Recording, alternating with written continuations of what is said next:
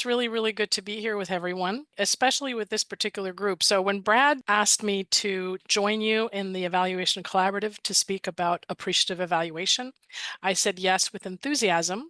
And that's because appreciative evaluation is one of my favorite topics. It's a big idea that transformed my evaluation practice and scholarship.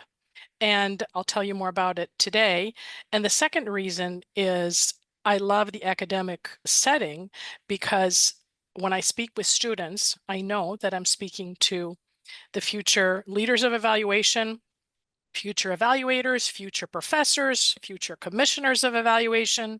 And so that's a big value for me and at EnCompass. In fact, this year, EnCompass was one of 6 organizations that was selected by Eval Youth as a super champion for youth in evaluation out of about more than 50 applications. So really excited to be with you today. So I wanted to talk about this idea of appreciative evaluation that transformed my life, but actually ended up becoming an idea or an approach that evaluation has embraced and used quite extensively. And today, we're also fortunate to have Stuart Donaldson with us, who is my partner in crime right now, writing the next chapter of this approach. And I'll tell you a little bit more about that. So today, I want to tell you where it came from, and I don't think I've covered this story very much, but I'll tell you where it came from and how it became appreciative evaluation, how it evolved, and most importantly, what it can do for you. I want to tell you how it can make your evaluation scholarship, your evaluation practice better, no matter what you do in evaluation, how it can make it more effective, more honest, more culturally responsive, more ethical, and to make it more value for money, because evaluation is typically a contract. So let me just ask you, how much do you know about appreciative evaluation? And if you could just give me, I'm going to ask you whether you know not much, some, or quite a bit. So if I could have a show of hands on how many people know not much about it. Great. All right. So how many people know some things about it? And how many people know quite a bit? Great. We have a nice mix. So let me just tell you the definition, just the definition.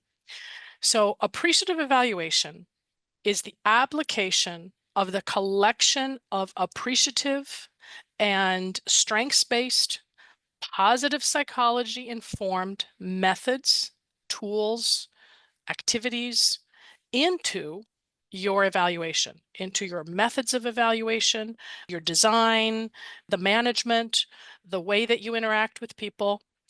And the goal of using this approach is to strengthen the effectiveness of your evaluation, its completeness, and its ethics. This approach gives you a bunch of new tools and ways of thinking that can help enhance your practice. That's the premise. It's not to replace the things you know and do. In fact, that would be antithetical to the appreciative approach and mindset that always says, use the best of the past, use the best of what you know, and bring that into the future. So that's kind of the backdrop. Before I tell you more about it, where did it start and how did it come about? Well, it came about from a little bit of, I would say, stumbling. So the first person who stumbled on something was Dr. David Cooperrider in the early 80s. And what he stumbled on was these questions that seemed to be special because he was doing his thesis, he was speaking with business leaders, and he found that there were some questions that got people down and some questions that seemed to bring up the energy in the room. So he asked himself, is there something there? What's this about? And that led to an organizational development, organizational change approach called appreciative inquiry. And appreciative inquiry is very much looking at the best of the past, helping you to decide what to put in your suitcase on your way to the future. And it helps you to choose and design a desirable future that you find compelling, that you want to move towards. So that's what he stumbled on. And then about the same time, I stumbled on appreciative inquiry as an evaluator, and I stumbled on it in two ways. I was hearing about this approach called appreciative inquiry and learning more about it. And I thought, there's something here. This is really interesting. I'm sure it creates a horrible positive bias, but it looks really interesting. And then I got involved in an evaluation that was really, really negative. It was an evaluation of the District of Columbia's Department of Health, and it was a contentious evaluation, an intense one. And I was part of the data analysis team and the method design team. And we had 30 senior data collectors going out to talk to people. That was how it was going to be managed. And so I suggested to the team leader this possibility of this approach called appreciative inquiry. And I said, could we incorporate it maybe here, because this is such a negative evaluation? It's just filled with so much anger and defensiveness. And he talked it through with the team, and they said, look, we'll add one question. Let's just take one of the questions of appreciative inquiry and we'll use it as an icebreaker, because this is going to be some really bad news. We're going to find out some really bad things. And so we got together in the morning before the data collection team went out, and everybody was just dreading the data collection, saying, oh, we're going to meet all these dead wood people who don't know what they're doing, all these inefficient people who can't manage their way out of a paper bag. And when they came back, they had changed. So let me tell you what that question was, and then let's consider some of the things that we heard. So here's the question. Think back and remember a time, a high point, or a time when you were proud to be involved in the work that you do. And in that case, it was the Department of Health. And tell me a story about that time. What happened? What did you do? What did others do to contribute to this excellent experience you had? And so when people came back from that data collection, what I heard right away is these amazing stories. Do you know, I met someone who, when they run out of money because of their inefficiencies, she gives her own money to get the cleaning fluids for the lab in the prison so people can get life-saving care. Do you know, I met someone who goes on weekends with her family and volunteers at the mobile clinic for underserved communities. Just story after story of people who were just in a really tough situation, and they were actually pushing themselves to make a really difficult system work. And so, what do you think happened? What do you think happened? I was looking around. I didn't know what happened. I was thinking something happened, but at the time, I didn't know what it was. I thought, well, that was a good icebreaker. In fact, the evaluation discovered a lot of bad things. As expected, there were many problems in that system. But what I saw is that it changed the evaluators and how they talked about it. So that was the first stumbling, and I didn't quite know what had happened. And then I stumbled again. And the second time, I was responsible at about the same time, around 1999, 2000. I was responsible to organize an experimental component, small component of this big quality assurance project that worked globally. And my job was to test three of different alternative evaluation methods. And nobody really wanted to bother with that. They had developed the mainstream method. And so they gave this to me, and I said, okay, well, what should I do? Let me try self-assessment as compared to the group interviews for some of the data collection. And how about I try appreciative inquiry?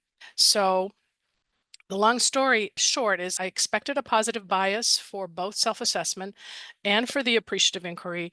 There was positive bias on the self-assessment, but the appreciative inquiry gave me the same results as the mainstream method, and people were so excited about it. And I thought, okay, that was the second thing. And I was now really committed to moving forward with the appreciative inquiry approach.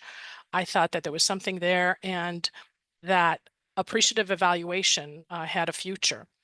And not only that, but then in 2000, I established my company EnCompass with a business partner in my basement where we were for about 9 years.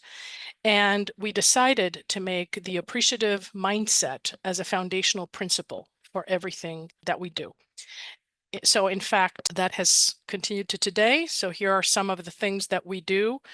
We implement appreciative management. We don't do a performance review. We have an appreciative dialogue that has a different orientation. And we incorporate it in our services, in our evaluation services, learning services, appreciative leadership. And I offer a course, external course on our EnCompass Learning Center site. So for us, we have incorporated it completely. And we are now, from my basement, we are now about 400 staff, and we are in 8 countries. So the new frontier from organizationally for us is to do this at scale. So super exciting. It was an opportune time in the evaluation community because other people were thinking the same thing. So there was a new New Directions in Evaluation journal on appreciative evaluation with Hallie Preskill and Anna Coughlin. And then in 2006, I co-authored the book with Hallie Preskill, Reframing Evaluation Through Appreciative Inquiry. So then time passed, and as you can see, 20 years later, a lot happened. Positive psychology flourished. There's been all this new research that shows us the way and shows us what happened in that moment. Remember when I was puzzled thinking, what was this icebreaker and what did it do to people doing that contentious evaluation? And with Stuart Donaldson, we have stumbled on this element of evaluation that we have paid not so much attention to. And that is the intrapersonal experience in evaluation. So positive psychology helps us to understand what happened to those people in that particular setting, where people come in with stress, with seeing themselves as in danger, and the appreciative approach helps us to reframe who we are and reframe what the issues are in evaluation. So appreciative evaluation, which is not a different separate thing. It's something that you add to your evaluation practice. And what it does is it incorporates the systematic study of successful experiences into your evaluation. It engages participants and stakeholders in productive collaboration and co-creation. And I'll tell you about the structure. I only told you about the one question. And even if you just use that one question, I am sure your evaluation will gain from it. But there's a lot more. So there's something around the structure and process and discipline. And then the other piece that's so important is that it's all in the direction of the discovery of possibilities. So it's not about wearing these Pollyanna eyes and saying, oh, everything is perfect. It's about having an orientation towards something constructive. So very, very important distinction. How do we do that? And to answer that question, let me ask you to use the chat and give me some of your ideas of what is excellent evaluation, because that's what we want to contribute. That's what I'm going to make the case to you, that by adding appreciative evaluation to your work will be better, no matter what you do today, that it will be something you will reach for. So what is excellent evaluation to you? What are 3 words, 2 or 3 words that come to mind, or concepts? What's at the top when you think of an excellent evaluation that you've been part of? Okay, learning. When learning happens, that's a good evaluation. That's an excellent evaluation. Building capacity, useful, engaging stakeholders, good outcome measures, value for money. Yeah, when people say this was worth it. Learning outcomes, incorporating all perspectives, gaining insight. Yeah, when you have aha moments from it. Ethical. Absolutely. Decreasing fear. Learning insights and engagement, where it improves the evaluant and the interest holders when it's transparent. when it's seen as useful and important by all parties, when it focuses on beneficiaries. Great. So this is exactly where we start in appreciative evaluation. We start with a topic of inquiry. That's where we want to go. So today in my conversation with you, my topic is excellent evaluation. My inquiry is not into all the things that could go wrong in evaluation. I will start with, I'll find out. I'll find out along the way what needs to be improved. But I want to start with, what is excellent evaluation? So you gave me a bunch of words here, and if I were your evaluator using appreciative evaluation, trying to learn about what great evaluation is and to create a methodology to assess it for you, I would start with that question that we asked 20 years ago in the Department of Health of DC, because that is the kind of fundamental first story question that we ask in appreciative evaluation. And that is this question. Think back and remember a proud moment, a time when you were involved in an excellent evaluation. And tell me a story about that time. What happened? What did you do? What did others contribute to make it excellent? And by asking you this story, I change the whole atmosphere and setup, because what you will do is you will put yourself in that place of hero. You will go from being down and out, that I'm here to evaluate your evaluation practice, thinking, what's she going to say? And what's her perspective? And what are her biases? And am I going to look good? And is she going to publish this? Or whatever the concern is. And instead, you will be the hero. You will tell me about all those wonderful things that you talked about. You know, David will talk about empowerment evaluation, and he will say how that exemplifies excellence. And I'll hear a great story from him of an example where that made a huge difference. And by asking each of you, or having you actually interview each other, which is the core structure of the appreciative interviews, I will learn about your standards of excellence and values. I will not have biased them. I will not have started with my choice of stakeholder engagement or equity or whatever else was on my mind, or methodology or efficiency, but I will find out about yours. Number two, with your responses, I'm going to get information that's grounded in the reality of the work, because they're stories. They're not a list of ideas. And so here you all said some things that were the same, but maybe you mean something different. And the stories will help me understand how you understand and use those terms. I will have begun as your evaluator by treating you as smart people with valuable knowledge right from the beginning. I will have shifted some of my evaluation in charge power to you. I will have reduced evaluation anxiety, and I will have learned a great deal about context. So this is true for any evaluation, starting any evaluation. I just pretended to answer Lucy's question that you had hired me to evaluate your evaluation practices. And so this was just a setup to make the case of how I would engage with you, or with a program, to do an evaluation. So in any case, the point being that you start from that place of successful experiences, and where you start matters.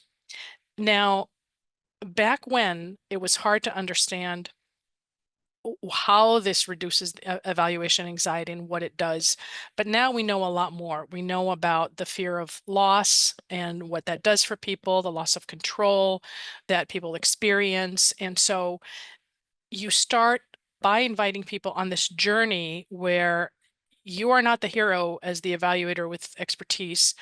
You are Yoda. You are the teacher, the facilitator, and you have a strict role. That does not mean you are not important and your approach and commitment to methodology is not important.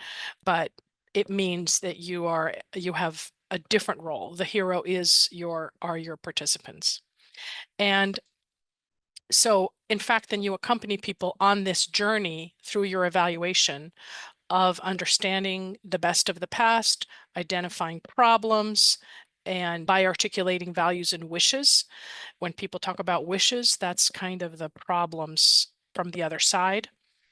And actually, it's more because it's the problems prioritized. Because you say, what are your top 3 wishes for the future? And then people choose and they help you understand what their priorities are. And then appreciative evaluation incorporates visioning of desirable outcomes and moves forward with the whole process. So that's my case, that you will be reducing the negative bias that's inherent in evaluation. You will ask better questions, you'll sequence them better, you'll find out about challenges faster, right from the beginning when you're asking about wishes. You will increase culture competence, you'll make the whole management of the evaluation more collaborative, and you'll enable positive change. And then the structure of the main appreciative interview is that you don't interview people, you divide them into pairs, and they interview each other, and then they get together in small groups and share the responses, which are stories, values, and wishes. And then they put it all together and they put together themes. So there's a whole process that I don't have time to get into except to give you that snapshot. And then another piece, just to whet your appetite a little bit further, Dr. Cooperrider has written a couple of books on good questions. Later in his career, he said that even if you didn't do any of the methodology, if you just used strong appreciative questions, you will change the outcomes of your evaluation. So you may just pick that to use. I will talk in a minute about some of the competencies that you're asking here in the chat. So the appreciative listening, yes, is definitely very important. But I think in any case, in evaluation, listening is such a key skill, and it is stricter about how you step into that role of listener. So when you use all these different tools, when we go back to the first question I asked you of what is excellent evaluation, I will just make the case. Let's just say we agreed. We didn't agree. We haven't done that, but we said, okay, the evaluation has to be credible. It has to be honest and fair. We have to include all perspectives. You said some of those things. It needs to be impartial in the sense that it represents what really happened and all perspectives impartially. And then it has to be useful and influential. And so those are the elements that this process strengthens in the way that it includes people in its data collection, in the type of engagement people experience, and in collaborative management. And here, this is another look of those elements that I spoke about, the appreciative questions and interviewing and the reframing that contribute to your refinement of your methodology, the appreciative agenda design, which I think is really magical because it sequences things in a beautiful way to lead a group of people to a better understanding of where they have common ground and where they kind of enrich each other's perspective with some differences. And then in management, where you lead with vision and you keep building on strengths of each stakeholder. So it's a very systematic way to strengthen your practice. So let me just move to this. Here is on the right is the element that makes a big difference, that appreciative methods combat the negative bias. They just say you have to balance it out and you have to be serious about understanding what works, because that tells you about things that don't work, and it gives you a lens to create some rubrics that help you understand where you're trying to go, and that spending time to understand where you want to go orients your whole evaluation in a direction where it's value for money. It's worth it for you to invest so you can be learning about those things that you need to get to where you want to go. So let me just ask you, from this whole conversation, as you think about using some of this approach, mindset, methodology into your evaluation, into your coaching work, into your training work. What would you say are the top 2 to 3 skills that one would have to hone in order to do a good job? What would you say? Active listening, critical thinking, coaching, supportive, good facilitation, facilitation and listening, reframing, empathy, reframing and perspectives, trust on the process. That's absolutely true. So one of the things I want to say about the process, that's the one thing you have to police. You have to stand for the process, and you will be fought on this. People say, "Oh, do I have to do this? Can we just do it faster?" No, no, that's the magic, is the process. So you've got I think you have everything that I had. I have four skills that are at the top. And the first one is framing questions. Dr. Cooperrider said it. Here are some of the books that I use. They're well thumbed.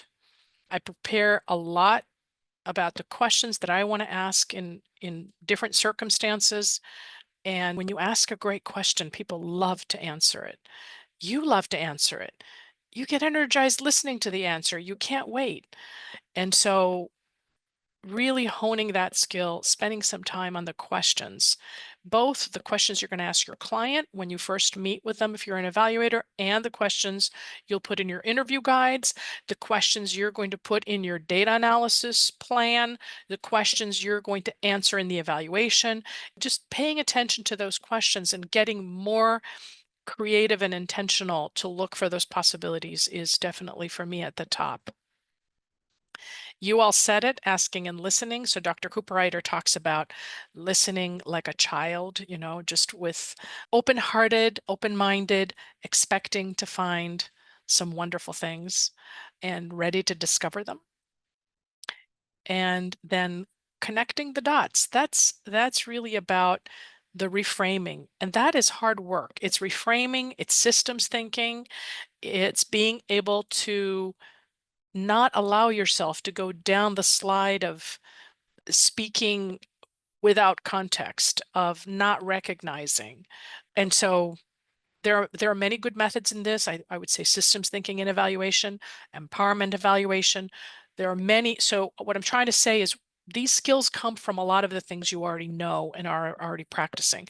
People who are here who do organizational development, who are coaches. So to keep connecting the dots and helping to frame, helping reframe, sometimes it's a question that you ask that helps people reframe, is really important. So being down and managing the process, helping to interpret what's going on, and then doing your own work, going up and being intentional. What am I doing here? Being ethical. What kind of impact am I having? It's all the connecting the dots. And then the last thing is something we already talked about. It's the appreciative stance. Because if you go into whether it's empowerment evaluation, any kind of collaborative evaluation, appreciative evaluation, and your stance is, well, these people don't know anything, that's not going to be effective. You will not be believed. You don't believe it. And so you have to invest yourself in, for any of these approaches that talk about empathy to work. Because in the end, what are we about? What do we want to do? Sometimes people ask me, and Stuart always makes fun of me, when is it not good to use appreciative evaluation? And I say, well, never. It's like asking me, when is it good not to be ethical? Do I have to be ethical all the time? Do I have to be appreciative? Yes, it is your responsibility. You're going into somebody else's mess.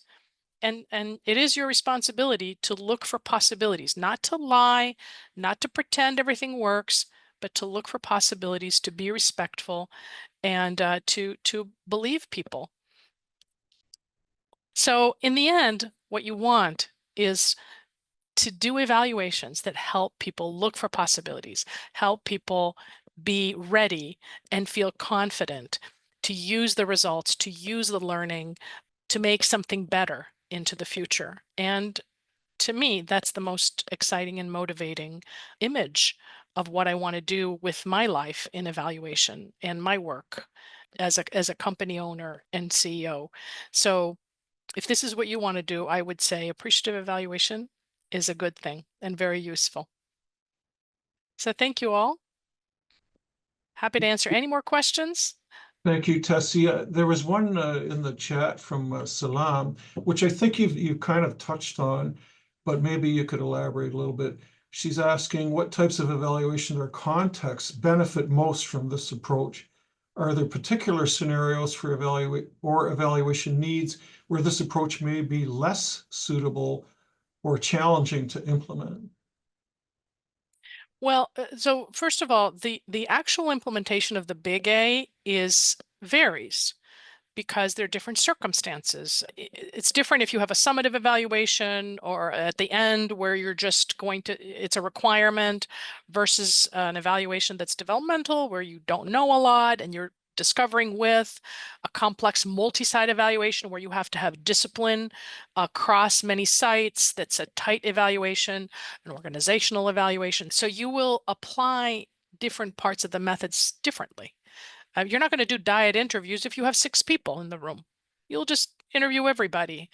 But in terms of mindset, I would say it's applicable no matter what you do, the appreciative mindset.